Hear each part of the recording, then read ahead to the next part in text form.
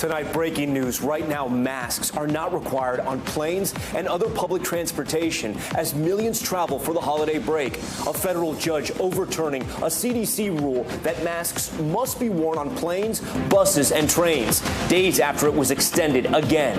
The Biden administration saying tonight that means the mandate is not currently in effect and will not be enforced. Some airlines now saying masks are optional. The mask mandate sparking violent confrontations on planes, including multiple attacks on flight attendants. Will the White House fight the ruling, or is maskless travel back for good? Also, the mysterious murder of a mother in New York City. Surveillance video appearing to show the suspect dragging a duffel bag with her body through her own neighborhood. That body found on the side of the road. Police say she was stabbed 58 times. The chilling text message reportedly sent to her husband, and the search for a person of interest who may have had access to her home. Spring nor'easter, millions of Americans under winter weather alerts from West Virginia to Vermont. Up to a foot of snow possible. The storm now moving into the northeast, expected to bring strong wind gusts, heavy rain, and flooding to cities like New York, D.C., and Boston. Russia's new offensive, deadly airstrikes hitting Lviv, the Ukrainian city that had become a refuge for those fleeing. Russia also ramping up attacks in the east. And world-famous chef Jose Andres joins Top Story tonight after his volunteers came under fire. Incredible rescue, the body cam footage showing police officers racing towards a burning apartment building, a mother dropping her two children out of an open window to save them from the flames. And the brother of the 8-year-old Boston Marathon bombing victim running that race today. The emotional moment he crossed the finish line. Top Story starts right now.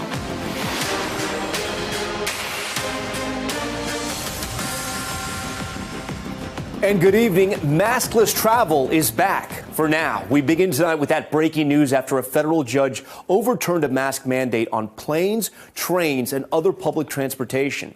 A judge ruling the CDC does not have the power to implement such a rule less than a week after it was extended through May 3rd. The White House tonight saying the court's decision means the order is not in effect at this time and TSA will not enforce it. The debate over masks often becoming violent on airplanes, flight attendants physically attacked, spit on, or verbally abused for trying to enforce mask rules. Airlines such as United and Alaska already saying masks are optional. Last month, the CEOs from all major U.S. airlines had called on President Biden to drop the mandate, citing the fact that masks were no longer required in places like sporting events, bars, and schools. White House Press Secretary Jen Psaki calling the decision, quote, disappointing, saying the CDC still recommends masks on public transit as the BA2 variant fuels rising cases and as millions travel over this holiday break. We want to continue to follow this breaking news tonight. I want to bring in Justice Correspondent Pete Williams now from our Washington bureau. So, Pete, the big question right now, we heard already United and Alaska have made their decision, but if you were to board an airplane tonight, would you have to wear a mask? Well, not on those airlines for sure, and I think the others are likely to follow suit here. They haven't all chimed in yet, but we've already heard about people hearing about this mid-flight and taking their masks off, and the airlines not doing anything about it. So the mask mandate tonight is all but dead. As a technical matter, the administration says it's considering its options. But the problem here is if they appeal it, is there time in which to do it, and are they sure they want to appeal it? If they get a contrary ruling from an appeals court, that would be even worse than this decision from just a single federal judge. So it looks like the mask mandate is going away. Pete, talk to us about this judge's decision here, because we've been in the pandemic now for more than 2 years. Why now? Well, now is when she made her decision. This lawsuit was actually filed in July of last year by a conservative group and two women who said that having to wear a mask on an airplane caused them anxiety and panic attacks.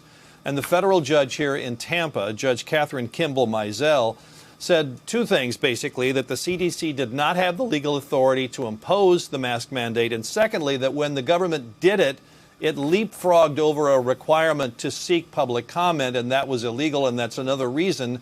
So she said she had to make it nationwide, and let me just quote one line from her ruling, Tom. She said, "How is the ride-sharing driver, the flight attendant, or bus driver to know that someone is a plaintiff to this lawsuit with permission to enter mask-free?" Because of that, she said she had to make it nationwide, so she struck the mandate down. All right, Pete Williams on that breaking news for us tonight. Pete, we thank you for that. We're also covering a big story out of New York, a gruesome discovery in a small neighborhood here in New York City. The body of a woman now identified as Orsalie Agale, found inside a duffel bag on the side of the road this weekend. A trail of blood helping authorities identify where she lives. Zincle Esamwa has more. Tonight, a trail of blood on a Queens, New York street leading to a duffel bag. Inside that bag, the remains of a 51-year-old woman. The victim, Orsalie Agale, a mother of two and wife. The medical examiner says her cause of death, homicide. Now, multiple law enforcement sources telling NBC New York they've identified a person of interest. Gale killed by sharp force injuries of neck. Her body found Saturday. What's your reaction hearing that as someone who often walks these streets? Shocking. Absolutely shocking. I mean, this is a really safe neighborhood. The NYPD confirming to WNBC that this home security video from the neighborhood shows the possible killer rolling Gale's body in a duffel bag. Police say Saturday morning a 911 call reported a suspicious bag with blood on it. That blood was Orsalie Agale's, also found on the streets in this area, just half a mile from her Juno Street home. Her neighbors shocked by her gruesome murder. Her body later found, quote, unconscious and unresponsive. Police say Gale was murdered right inside her house, now surrounded by flowers and caution tape. It's creepy. I mean, I walk that way to visit my friend, and so it's a little disturbing. How long have you lived here? Well, 22 years. How do you feel about that? Very bad, very sad. I never heard something like that before. According to police, Gale stabbed at least 58 times in the neck, torso, and left arm, with no sign of sexual trauma. Now, law enforcement say the unnamed person of interest is a man who knew Gale and had access to the home. Police say her husband and older son were out of town during the incident, but police tell WNBC her 13-year-old was right inside the home during his mother's brutal murder. Police sources told Pix 11 the killer sent a chilling text to Gale's husband saying, quote, "Your whole family is next." Gale's husband, Howard Klein, telling the New York Post, quote, "There are concerns about our safety. Our lives are at risk." We reached out to Klein, but did not immediately hear back. Do you feel comfortable walking here now? Do you think you'll continue to, or has the atmosphere changed? Maybe a little, but it seems like it didn't seem like it was a random act. The crime scene still active as investigators spend hours determining what exactly happened to Gale, who did it, and why.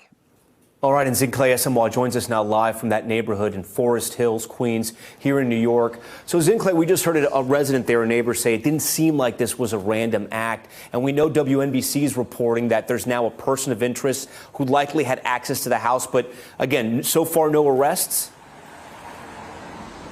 Yeah, Tom, so far there have been no arrests, but police do say they found a person of interest, and that person, as you said, did seem to have access to the house, though it's unclear whether or not they've spoken with that man. And I have been talking to neighbors all around the neighborhood today. I'm right in front of the house, and the tone has been on edge. People are anxious and tense, wondering exactly what happened. I've seen teenagers and parents walking by the house asking questions, and so right now the community's on edge waiting to find out exactly what happened. Tom? All right, Zincle Esamwa for us tonight. Zincle, thank you for that. For more now on this shocking case, I want to bring in former FBI Special Agent Dr. Brianna Fox. Dr. Fox, thanks for joining Top Story tonight. I have to start with just the 58 times stabbed.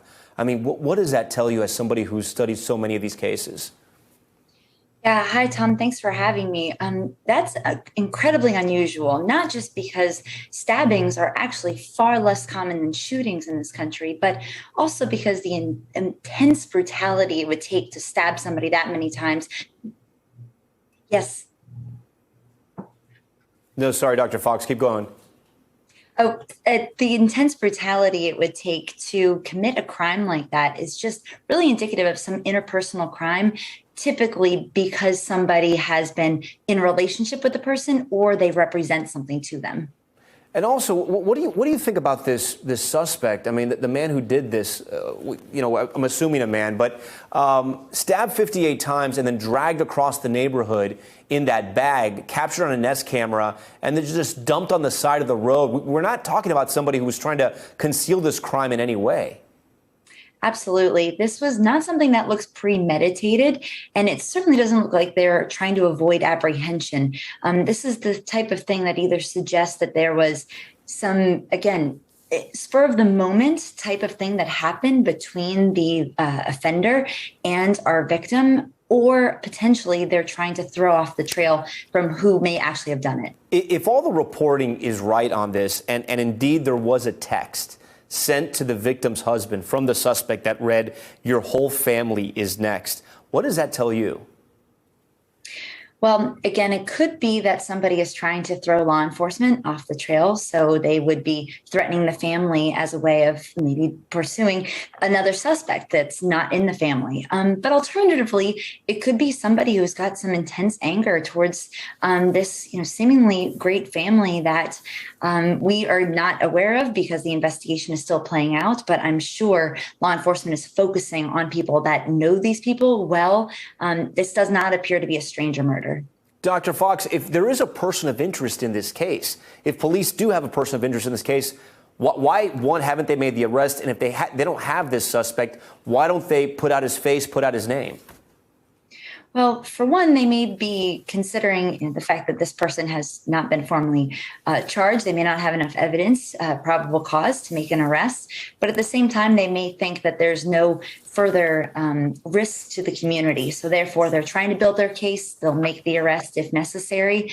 But they're not necessarily concerned that this is something that's going to happen again. Dr. Brianna Fox, a former FBI profiler. Dr. Fox, thank you so much for joining Top Story, as always. Now on to the latest of the war in Ukraine. Russia launching a new offensive against eastern Ukraine following missile strikes in the western city of Lviv that left at least 7 dead. The Russian military now warning Ukrainian troops to either surrender or die. Matt Bradley's on the ground for us again tonight. Late tonight, Ukraine's President Zelensky says Russia's new assault against eastern Ukraine has begun. The Russian military began the fight for Donbass, for which they were preparing for a long time, Zelensky says. It follows new Russian attacks rocking the relative safety of western Ukraine. Ukrainian first responders rushing to put out the flames after 4 missiles struck Lviv.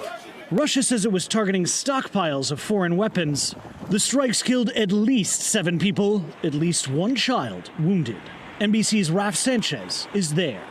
Authorities say the missiles took out a number of military warehouses, but also this civilian car repair shop, destroying dozens of vehicles, taking out these buildings, and leaving fire crews struggling to regain control. Russia striking hundreds of targets overnight, among them the northeastern city of Kharkiv. This woman mourning her slain father. The Russian attack seen as preparation for its major assault on eastern Ukraine, where the city of Mariupol has withstood a 2-month-long siege. Thousands of Ukrainian soldiers still holed up in a steel mill, Russia warning them to surrender or be killed, but they've refused to give up. Tonight, the city's mayor says over 100,000 people remain in the city. Ilya is among those who fled a few weeks ago, but his mother would not leave. He's not heard from her since, though a neighbor has said she's still alive. I hope and I know that my mom will be all right, and we will celebrate our victory when this all ends, and we will win. I know that. But Russian President Vladimir Putin also confident of victory over Western sanctions, today insisting they've failed. Russia has withstood this unprecedented pressure, he said. Russian ground troops retreated from western Ukraine weeks ago. But in the Kyiv suburb of Irpin, the heartbreaking toll they left behind is still felt. So many families tonight still suffering from overwhelming grief. Matt joins us now from Kyiv. Matt, 2 questions for you tonight. President Zelensky has now said that the Russian offensive in the east has started again. What more do you know about that? And we're also hearing new details about how the U.S. is going to help train Ukrainians. Yeah, that's right. We heard from the Pentagon spokesman. He said that they're going to start training Ukrainians on the use of howitzers. Those are large artillery pieces, but that U.S. training probably won't be happening here in Ukraine. It's going to happen beyond Ukrainian borders. But on your other question, Tom, about that imminent assault in the east of the country, this is considered the battle royale. And a lot of military analysts say that while the Russians have been frustrated in their assault here in the West and on the capital, Kyiv, it's not going to be as easy in the eastern part of the country, in the wide open steppes, the plains, and also in a part of the country where there's quite a lot more sympathy for Moscow. Tom? Matt Bradley reporting from Kyiv tonight for us. Matt, thank you. You may have heard about the extraordinary work Chef Jose Andres and his World Central Kitchen have been doing in Ukraine, feeding both refugees and Ukrainians unable to flee. But now even these brave volunteers are facing the dangers of war. In Kharkiv, one of their kitchen hubs was impacted when a Russian missile struck the residential area of the country's second largest city. You see some of the damage here. Several staff members were wounded. And joining us now is the founder of the World Central Kitchen and owner of Think Food Group, Chef Jose Andres from Ukraine. Chef, thank you so much for joining Top Story. First, I want to ask you, how are all your volunteers doing tonight? Well, the volunteers are doing fine. We saw a photo that the CEO of World Central Kitchen, my very good friend Nate Mook, tweeted. They are in high spirits, little bit bruised, but one thing is very clear.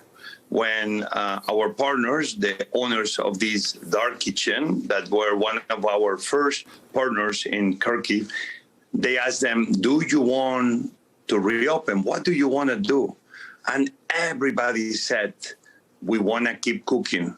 So the good news is that while the 4 wounded are getting better, they move whatever equipment was able to be safe, they move it to a new location. And if not tomorrow, the day after, those same teams of amazing, brave cooks, women and men are gonna start cooking again. This is the Ukrainian spirit. This is the amazing story, what's happening right here, right now. Chef, what did you think when you heard that a missile had struck near one of your kitchens? Obviously, when we came not only to start feeding in the border, remember, we are in every single country that welcomes refugees around Ukraine, plus the country of Spain, where is the country I was born. But when we knew that Nate Mook and we said, we need to be inside Ukraine. Before even we came in, we were already supporting restaurants in many cities.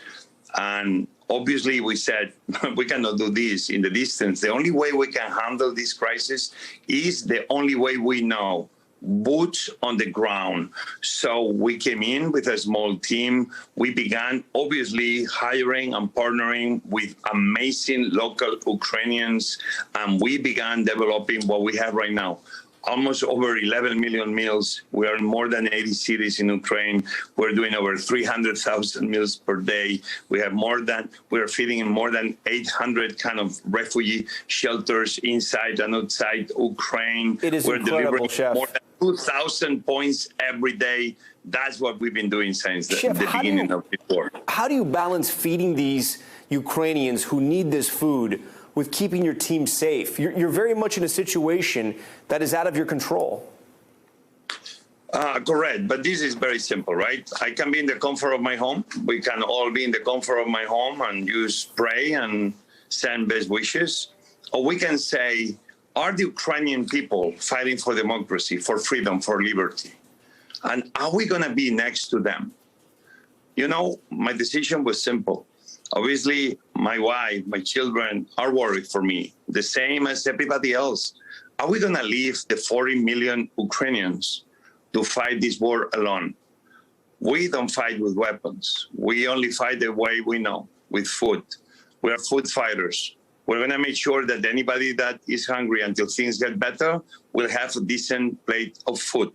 We will give them food so they can cook at home when they're able. That's what we're here for. World Central Kitchen is going to be next to the Ukrainian people until they win this war, not only on behalf of the Ukrainian people, but on behalf of all the democracies of the world. Chef, it is incredible that you have a supply chain that can feed all of these people. You still have supplies coming in, and you can cook these incredible meals for these people who need them. I'm curious, how much does it cost World Central Kitchen in a single day to feed all those Ukrainians? This is a question probably we'll need to be asking the people that handle the finances.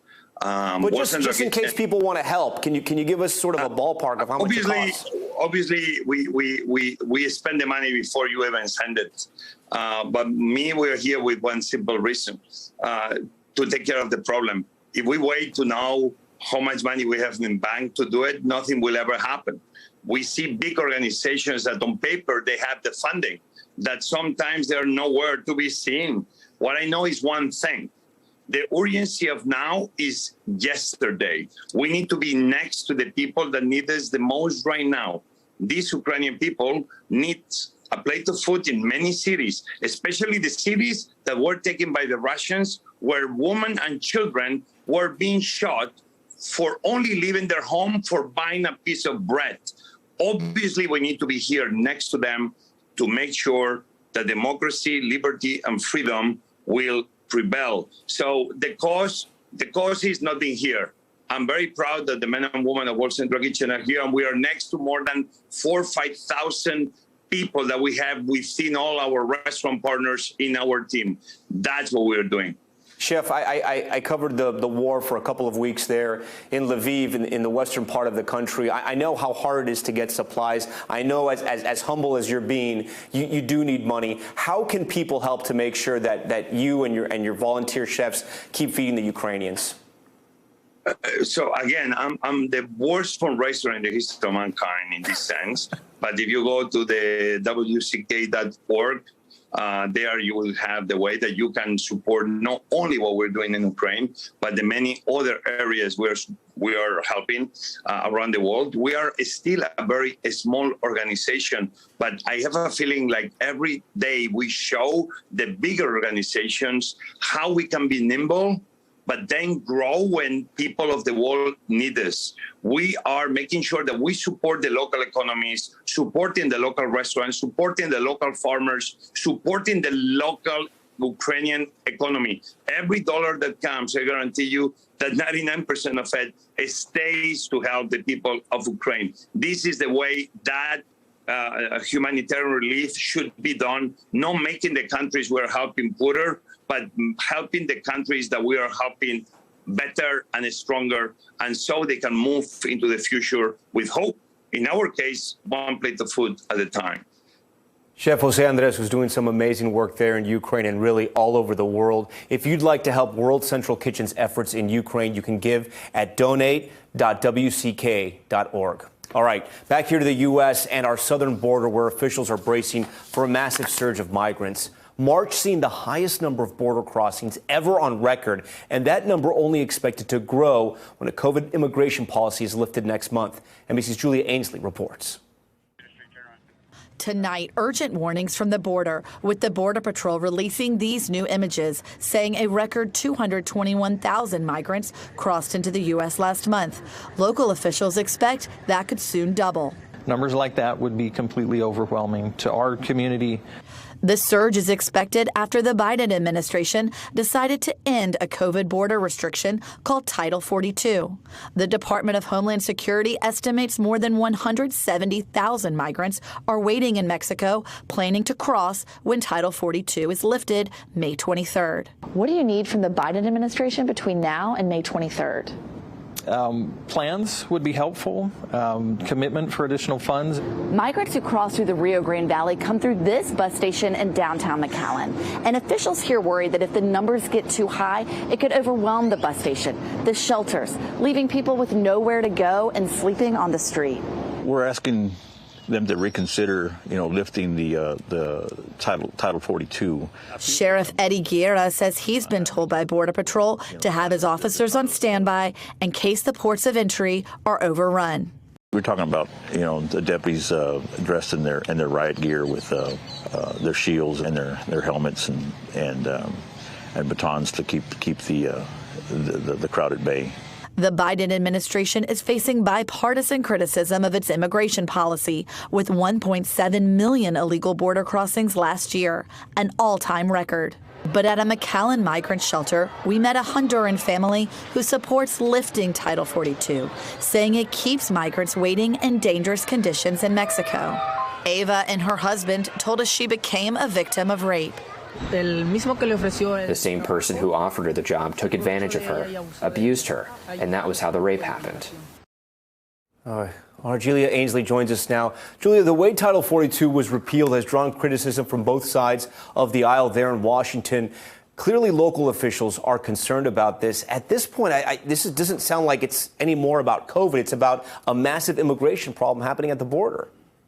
Yeah, that's right. And actually, that's been an argument even for those who wanted to lift it, that it wasn't about COVID, especially when you look at the exceptions they made for Ukrainians, for families with young children, for children coming by themselves. There have been a number of exceptions, but by and large, there's a fear that if this is lifted completely and that single adults and anyone from any country is allowed to come in and claim asylum, as they were prior to the pandemic, that will now serve as a magnet because those numbers are so high. Now, keep in mind, everyone will still have to face their day in immigration court, but because there's such a backlog, almost 1.6 million cases before immigration courts right now, that could really overwhelm the system when that is lifted. And it has local officials worried, and it also has some key Senate Democrats now worried, saying the Biden administration needs to take a pause before they decide to lift this, Tom. So, Julia, I know you've covered immigration for years for NBC News.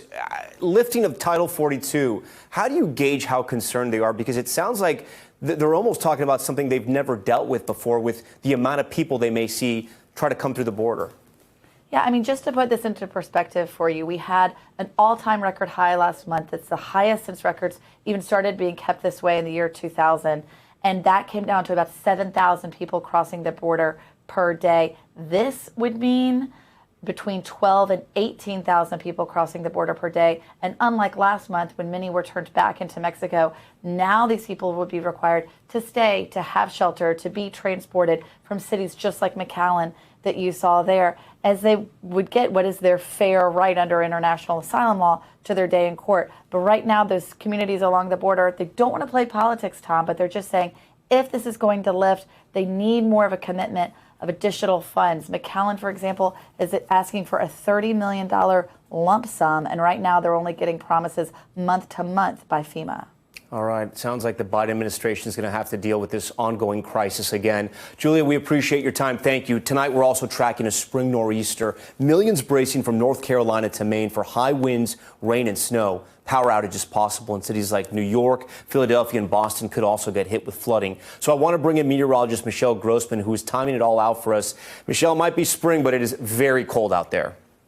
It's very cold. We're so below normal in so many spots, and so cold that we're seeing snow in the interior Northeast. 8 million people impacted tomorrow. That's from New York, upstate New York, all the way to parts of Pennsylvania, into parts of West Virginia. So let's go ahead and take a look at radar, because it's a pretty big storm. It's stretching all the way from the upper Midwest to parts of the North Carolina state. So as we go throughout time here, we're going to see heavy rain. That's what we're seeing right now for Philadelphia, D.C., the backside where we're seeing that very cold air. We're looking at that snow falling. That's where you see the blue stretching from the upper Midwest all the way to parts of New York and also Pennsylvania. And you see some white there. That's heavier snow. And we could see snowfall rates 1 to 2 inches per hour. And we could see up to a foot of snow. So generally looking at the snowfall forecast, stretching from upstate New York through Pennsylvania, again through the mountains of West Virginia, we could see generally 4 to 8 inches, but certainly some spots could see over that up to a foot of snow. We're talking about a lot of rainfall too. Remember, this is a nor'easter, especially along the coast.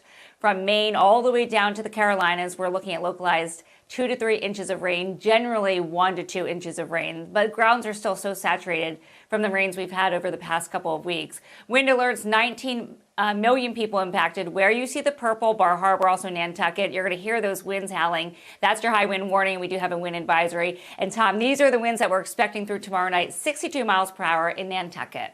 Wow, it is going to be quite windy and dangerous out there. Okay, Michelle, thank you for that. Still ahead tonight, amusement park death. The new details on the Florida 14-year-old who fell from a ride in Orlando. What investigators just revealed about the ride's safety harness. Plus, the brave teenager scaring off an intruder inside her home. How her quick thinking helped police track him down.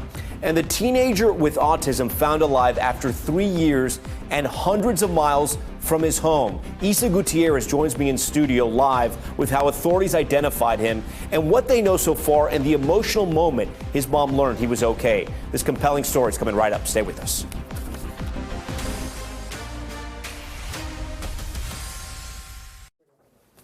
All right, back now with the missing teen found alive after 3 years. He vanished from California at just 16 years old, but he was just found hundreds of miles away thanks to some smart and compassionate police work. NBC's Isa Gutierrez has that story. My sweetheart's alive. Oh my God. Tonight, video captures the moment a mother learns her son has been found. Holy crap. Is it him? After 3 years missing. A little bit older, but yeah. 16-year-old Connor Jack Oswalt disappeared in California back in 2019. Morning. Fast forward 3 years to this police body camera video from earlier this month in Park City, Utah. You cold? You want to come sit in his car and warm up for a minute? Deputies from the San Juan County Sheriff's Department respond to a call about a man sleeping outside a convenience store one freezing cold morning. I can't hear you. As long as I'm not being taken anywhere. No, you're not being taken anywhere. Just come sit in the car and warm up. During the conversation, they'd asked, would you mind if we take a fingerprint just so we can identify you, see who you are? And he agreed to it. An arrest warrant popped up from another state, Nevada, for a confrontational encounter with police on the side of a freeway. But police in Utah felt there was more to the story. Because of their training in autism, mental health awareness, and crisis intervention techniques, they were able to implement all those tools and start looking through a database of missing children. They utilized our website exactly how it was intended to be. There it was, the picture of a younger Connor Jack Oswalt, the missing persons poster also revealing Oswalt was diagnosed with high-functioning autism. What was your reaction? It's surreal. Is this really what's happening? They called the family. Dad, can you go get him, please? She didn't come.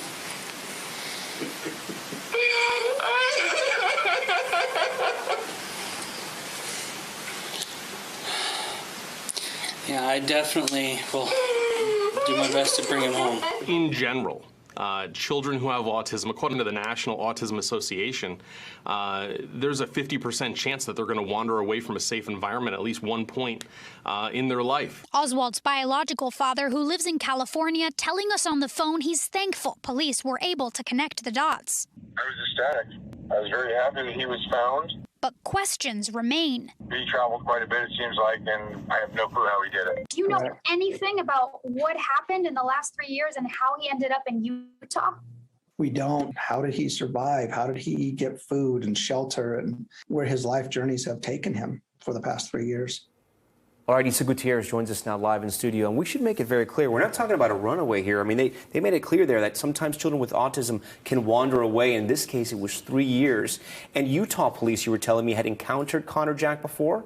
Yeah, that's right, Tom. The sheriff told me that they had actually met him 6 different times in just those 2 weeks leading up to when they figured out who he was. They'd gotten calls that they were responding to of a homeless man pushing a shopping cart. But once they showed up to the scene, they really didn't have much to do, right? He wasn't doing anything wrong, and they would just send him off on his way. They'd ask him if he needed shelter. He said he was good. It wasn't until this cold morning on April 9th when they sat with him and talked to him a little bit more that they really felt like something was off. Tom, we did reach out to his mother. She didn't get back to us immediately, but she has been posting on Facebook. She said that the family is still very much in shock, and they are trying to figure out what exactly happened in the last 3 years. Just unbelievable that he somehow traveled safely over 700 miles to Utah. Yeah, a lot of questions there. All right, Isa, thank you so much for this story. Next to the brave actions of a Massachusetts teenager who defended her home from an intruder using kitchen knives. Police commending the teen for her courage and quick thinking that led to a breakthrough in the case. Priscilla Thompson has more. 911 responds according to the police fire. When 14-year-old Avery Cormier heard someone in her house Friday morning, she says she initially thought her mom had come home from work. I watched Boots walk into her room, and I'm like, that's not her. That doesn't look like her. That's when Avery said she ran to the kitchen, grabbing a pair of knives. And I was there, I was like, get out of my house, get out of my house. And he looked very shocked. Meanwhile, her younger sister woke up and called their mother, who was at work. What are you saying to me? There's a man in the house, you know, and he broke in. With those two knives in hand, Avery said she confronted the suspect, who fled in his pickup truck. I got him out of the house. I scared him. I took a video of his truck leaving, so I have his license plate. Thanks to Avery's video, Massachusetts State Police arrested suspect 58-year-old Joseph Ridge a short time later. The fact that you turned a video camera on and captured him leaving, that broke the case. I don't know if we've been able to identify the individual any other way. We reached out to Ridge's attorney, but did not immediately hear back. Police praising Avery's courage and quick thinking. Avery's weapons of choice. Wow. But Avery's mother, not surprised. She's a brave kid. She's really a brave little kid.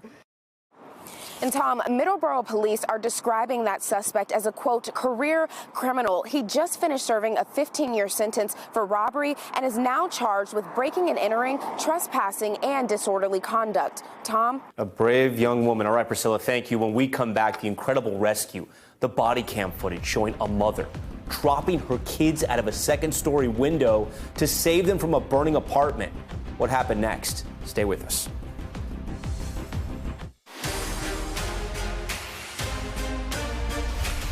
All right, we are back now with Top Stories newsfeed, and we begin with new details into the death of a 14-year-old after he fell from a ride at an Orlando amusement park. Authorities confirmed the ride operator made manual adjustments to the ride safety harness, causing it to be unsafe. Officials say 14-year-old Kyrie Sampson slipped through a gap between the seat and that harness. Investigators now working to determine when the adjustments were made and who authorized them. A dramatic fire rescue caught on camera in Indianapolis. Take a look at this. Police releasing this body cam video showing a mother dropping her kids from a second-story window to officers on the ground, the mother then jumping herself. No one was seriously hurt in the fire. That cause is now under investigation. And gold medals stolen from a Paralympian's car have been found. U.S. sledge hockey player Jen Lee posting this video showing someone breaking into his car in a San Antonio parking garage. The suspect taking off with a Team USA backpack with Lee's 3 gold medals inside. The backpack with the medals was found nearby, but police are still searching for a suspect. And a special moment at the Boston Marathon, which is ran, of course, on Patriots Day for the first time in 3 years. 20-year-old Henry Richard running this year in honor of his brother Martin, who was just 8 years old when he was killed in the Boston Marathon bombing in 2013. Henry's family, including his sister, who was also injured in the attack, there as he crossed the finish line. But he says just one person was on his mind. If he was here, either this year or the next coming years, he would have been doing it with me. So that's all I could think about. It was Henry's first time running the famous course, but says it will not be his last. All right, we want to turn now to multiple mass shootings that happened this holiday weekend. Minors among the victims, and police in several states now searching for the suspects. Blaine Alexander has more. Oh my gosh! Tonight, this cell phone video shows the frantic moments as gunshots shattered the peace of the holy holiday weekend. It happened at a packed house party in Pittsburgh. Officials say nearly 200, mostly underage young people were crammed inside of an Airbnb rental. The celebration turned to chaos when dozens of shots rang out, injuring 8 people and leaving 2 teenage boys dead. Our community is hurting right now. The victims have now been identified as 17-year-old Matthew Steffi Ross and 17-year-old Jaden Brown. Tonight, police are searching for multiple shooters and are asking anyone who was at the party to come forward. We really got to figure out where these guns are coming from, especially for the youth. The shooting is among a string of holiday weekend violence stretching across the country. I've got 5 patients waiting to be transported. In Columbia, South Carolina, police say 22-year-old Jawayne Price opened fire in a crowded mall Saturday afternoon, hitting at least 9 people in what officials call a targeted attack. And this afternoon, officials announced a second arrest. 20-year-old Marquise Robinson charged with 9 counts of assault and battery. His bond hearing is set for tomorrow morning. Police have also issued a warrant for a third arrest. And just hours after that incident, another South Carolina shooting. This one at a lounge 80 miles west of Charleston, leaving 9 injured. And late Sunday in Portland, Oregon, yet another shooting, ending with 1 person killed and 3 more, all minors, rushed to the hospital. And Tom, getting back to that shooting in Pittsburgh, officials say that there were dozens of shots fired inside the house, even some shots outside of the house, and the injuries went beyond gunfire. Some people suffered broken bones and cuts when they were forced to jump out of windows to escape those bullets. Tom? Absolutely wild. All right, Blaine, thank you for that. Time now for Top Stories Global Watch. Shanghai reporting its first COVID-related death since its latest lockdown. Officials in China say 3 people died Sunday, but claim they were all elderly and unvaccinated. If that sounds strange to you, experts believe the city is underreporting deaths due to a recent surge in cases. Shanghai also announced it would begin another round of mass virus testing, which means a strict lockdown will continue into a 4th week. Soccer star Cristiano Ronaldo announcing the death of one of his newborn twins today. Ronaldo posting the news on social media saying he and his partner Georgina Rodriguez are devastated by the death of their son, but that the birth of their baby girl gives them, quote, the strength to live this moment with some hope and happiness. Ronaldo has 4 other children. And Swedish police say 3 people were hurt in violent clashes this week. And take a look at this video. Police say the victims were hit by ricocheted bullets after officers fired warning shots into the crowd. There have been clashes between police and protesters there for days. Protesters are angry about a demonstration by a far-right group and its plans to burn copies of the Quran in various Swedish cities. All right, still to come tonight, how some neighborhood volunteers are working to keep would-be corporate landlords out of their areas and the effect these moves could have on both buyers and renters. We'll be right back. All right, now to Money Talks. We want to take a closer look at the phenomenon sweeping through suburban neighborhoods across the country. Corporate landlords buying up single-family homes, converting them into rental properties, and frustrating both buyers and renters alike. These investor landlords are buying 1 out of every 5 homes sold in December of last year. That number, which has been on the rise since the Great Recession, exploding during the pandemic. The Wall Street Journal reporting many homeowners are now fighting to block these investors from coming into their neighborhoods, harnessing the powers of homeowners associations to sort of drive them out. For more on this, I want to bring in one of the co-authors of that article from the Journal, Will Parker. He's a reporter for the paper who has covered housing and residential rental markets extensively. So, Will, when people hear homeowners associations, they probably think about groups that tell you what color you can paint your house or how to maintain your lawn. So how exactly are these groups coming together to fight these corporate landlords? That's right. I think most people think about, petty disputes over, what you've got in your front or backyard, but they have broad powers to decide what homeowners in a community can do with their home, how they can use it.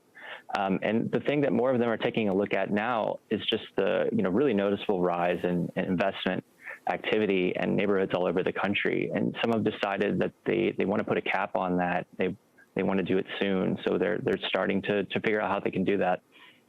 Will, talk to us about why some of these homeowners in these neighborhoods don't like the idea of a corporate landlord buying the house next to theirs or a private equity group investing in a few homes in their subdivision. Yeah, I think some of it is tensions, complaints that have always existed in suburban neighborhoods. So, complaints that renters don't take care of properties as well as the homeowners do and don't have the same investment in the community. But increasingly, I think there's a sincere sense among homeowners as well is that the influx of investors has made it much harder for families to buy into their neighborhoods the way that they did. Right. It's a seller's market right now, right, Will? And so a lot of these people that are looking to buy homes, they approach somebody who's selling their home and they try to negotiate with them. Maybe they even offer a full ask. But these other groups, these corporate landlords can come in with full cash offers over ask, correct? That's right. And so it's very difficult to participate in that kind of market. And, prospective home buyers are complaining about this all the time, that they'll put in what they think is a competitive offer, but they'll get beaten out by, an out-of-state investor that's never even been to the house in person. And, you know, the neighbors don't like that either. They'd like to have the homes near them owned by people who stay there long term, and they like to know their neighbors. And I think that's part of the frustration that some of these homeowners associations have as well. So, well, that's one side of the argument, right? The other side is, listen, sometimes these corporate landlords can make these homes available to people who can't afford to purchase them, right? Now these families can rent these homes and they can get into those public schools. Isn't that a plus for those people who can't afford to buy the homes?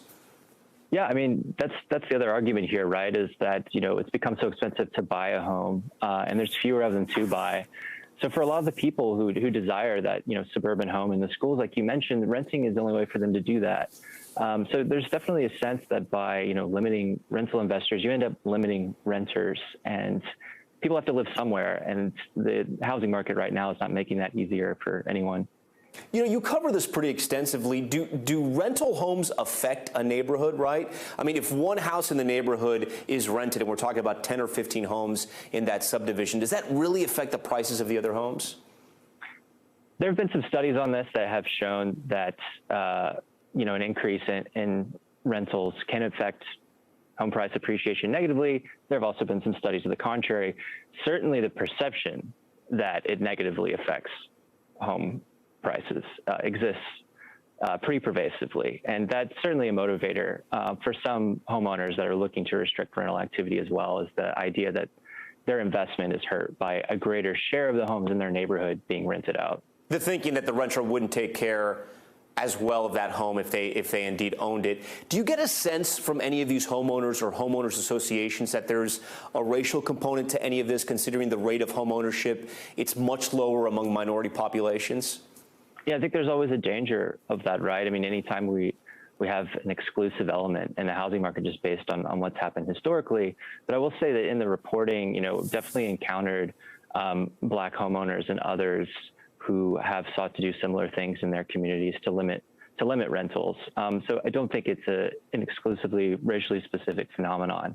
But as you mentioned, there's always that risk there because of how, you know, historically the exclusion of renters has fallen along some similar lines. If you don't live in a neighborhood that has an HOA, is there anything you can do? No, I mean, and not every neighborhood is in an HOA, right? I mean, there's hundreds of thousands of them, but, you know, this seems to be really one of the only remedies right now, or ways that people can try to restrict the growth of rental investors. You know, politicians are talking a lot more about this. It's become a topic of hearings in the U.S. Senate, but there's not a sense at that level of policy that there's a movement to do anything that would really restrict investors. It's really these homeowners associations that have the most direct way to do that. And the market is so hard for buyers right now that everyone is incredibly sensitive. All right, Will, we thank you so much for joining Top Story tonight. We appreciate your time. When we come back, the story of a dad's song of strength for his newborn son. Stay with us. Finally tonight, finding strength through a song. An Indiana family getting through 42 painful days in the NICU with the help of a song from Dad. That family now sharing their story and that song. Last December, the Faust family was getting ready to welcome their first child into the world. I had a 100% healthy pregnancy until I didn't. So at my 32-week ultrasound, we found out that he had an excessive amount of fluid around his right lung. That condition meant the Faust had to travel to Cincinnati Children's Hospital for surgery.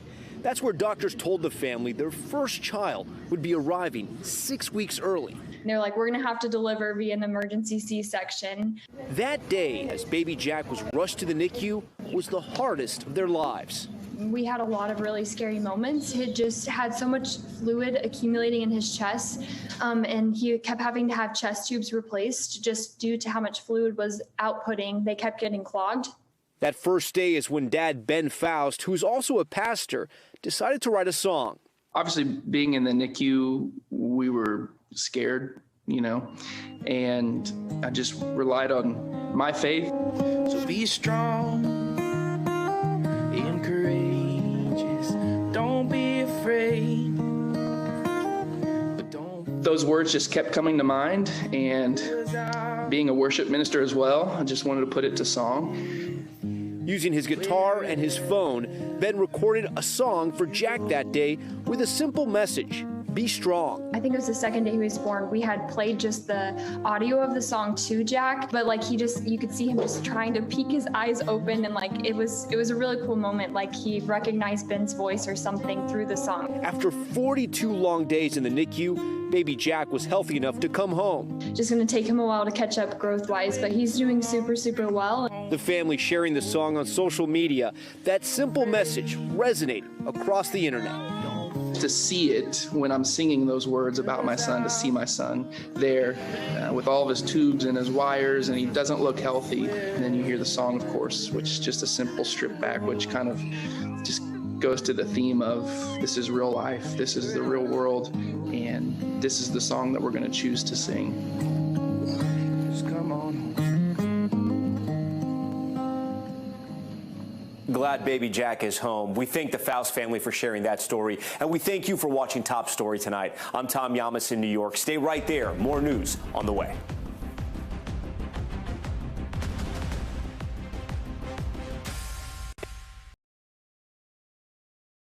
Thanks for watching our YouTube channel. Follow today's top stories and breaking news by downloading the NBC News app.